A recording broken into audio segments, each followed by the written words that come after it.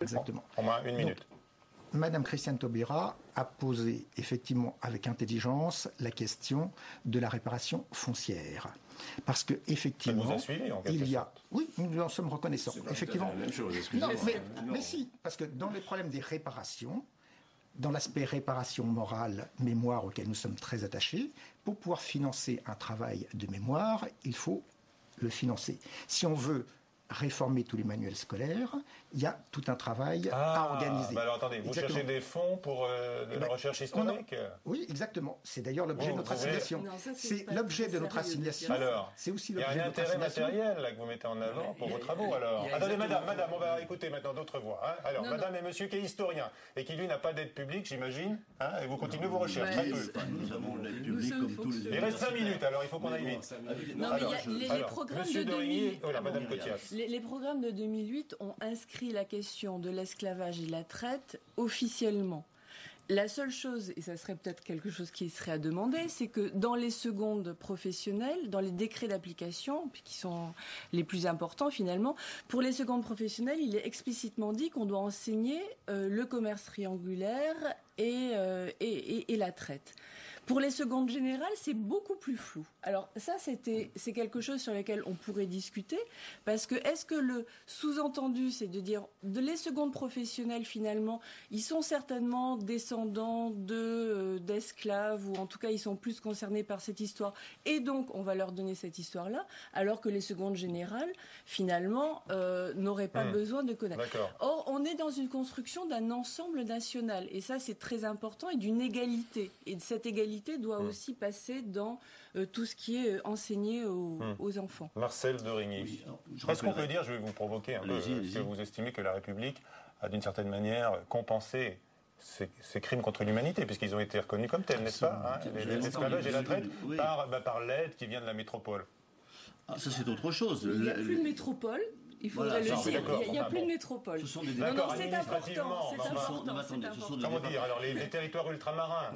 Ce sont des départements français au même titre que la Lozère ou la Corse. Absolument. Je prends l'exemple de deux départements qui reçoivent beaucoup plus. Pas de différence. Non. Voilà, il ne doit pas y en avoir. Il ne doit pas y en avoir. Alors, ça n'a pas été conçu comme une compensation à un moment. Non, c'est sur des territoires intégrés à la République. En partie. Césaire justifie la loi de 46 en disant que c'est une réparation de l'histoire. Césaire dit surtout que c'est irréparable.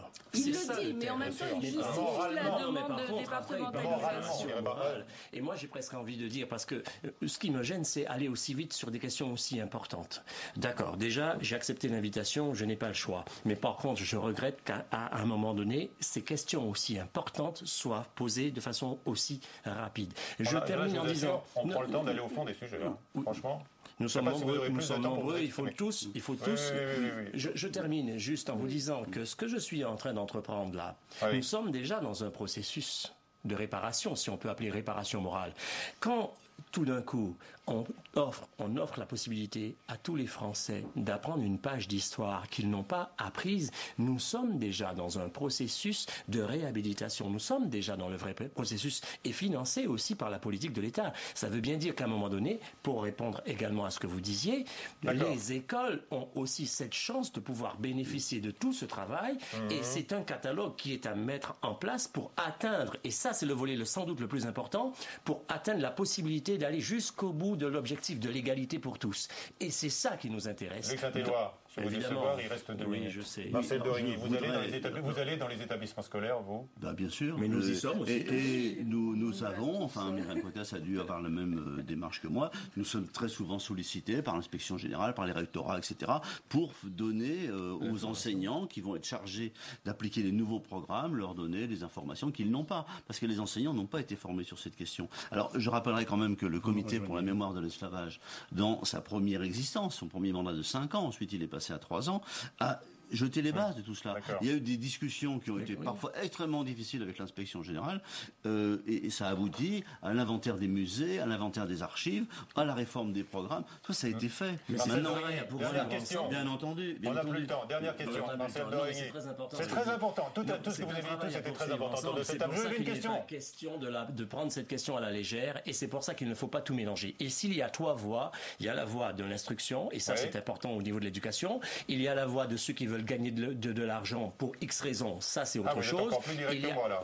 Allez, troisième point. Et le troisième point, c'est le souci du processus de réparation qui va dans ce que tous les outils offrent, tous les outils de la République qui est mis à notre disposition. Quand vous, tous d'un mot, qui veut répondre, il reste 30 secondes. Quand vous allez dans les écoles et que vous apprenez ce qui s'est passé en matière d'exploitation, d'esclavage, de traite négrière, aux nouvelles générations, aux adolescents aujourd'hui, est-ce que vous avez le sentiment parfois de prendre le risque d'alimenter une certaine rancœur chez les jeunes Français? Est-ce que le danger existe?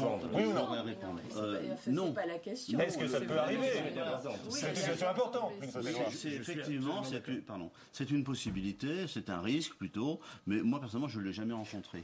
Et moi je fais des cours non pas au lycée mais à l'université, on a des groupes d'étudiants évidemment, une grande diversité, j'enseigne à Paris 8, donc en Seine-Saint-Denis, nous avons un public très très divers, Paris 8 est l'université la plus internationale de France. Nous avons les étudiants qui viennent du Brésil, qui viennent des États-Unis, qui viennent des anciennes colonies françaises. Je n'ai jamais vu d'accrochage entre étudiants sur ces sujets-là. Mais c'est non, mais il faut regarder ce qui se passe dans le jardin du Luxembourg. Depuis lundi, on a une exposition. On va tous aller voir votre expo. Mais je regarde les comportements et je vous dis qu'il n'y a pas de rancœur. Il y a aussi un intérêt pour cette histoire de France. Merci. Et c'est ça qui est important. Merci à tous d'être venus et d'avoir accepté cette confrontation. On n'avait pas été à la fête ce soir. C'est la fin de ce journal. À 22h, Sonia Mabrouk. Je vous retrouve demain à 18h pour Preuve par 3. Notre invité sera Najat Vallaud-Belkacem. À suivre sur la chaîne parlementaire Assemblée nationale. Parlez-moi d'ailleurs. Bonsoir et à demain.